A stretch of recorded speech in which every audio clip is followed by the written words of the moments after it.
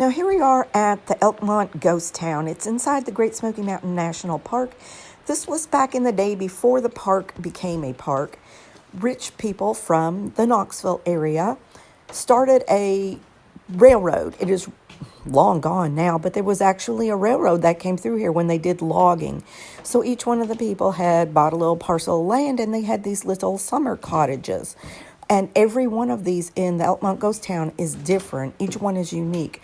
There used to be, I'm sure, hundreds of them, but now there's only a handful on this little straight stretch.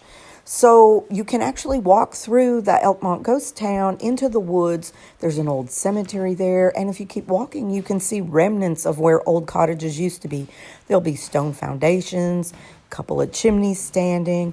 It's really quite historic and amazing because when the park became the park, these people lost their leases to it. And when the last one died, the park didn't know what to do with all these cottages. So they just disintegrated into the ground over many, many years until a historic society decided that they needed to be preserved, and they really should have been preserved. So they've been working on them a couple at a time each year to get them into the shape you see now.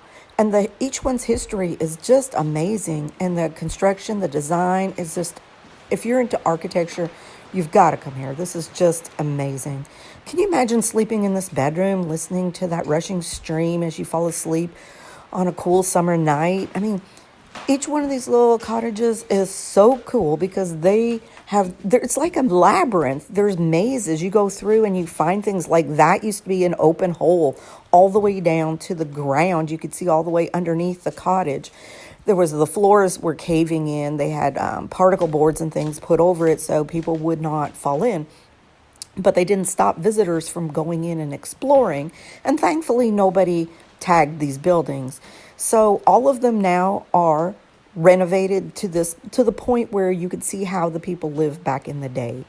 So if you're coming to the Nail-Tech event of the Smokies, make sure you stop at the Sugarlands Visitor Center, ask for directions to the Elkmont ghost town, and pick up a parking pass. Because if you stop longer than 15 minutes in the Smoky Mountain National Park, there's a new thing that went into effect. You could get a ticket if you don't have a day parking tag. So the day parking tag's $5.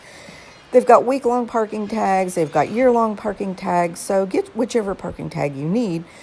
But come see and explore the Elkmont ghost town because it's going to take you about at least minimum half hour to go through all of these little cottages.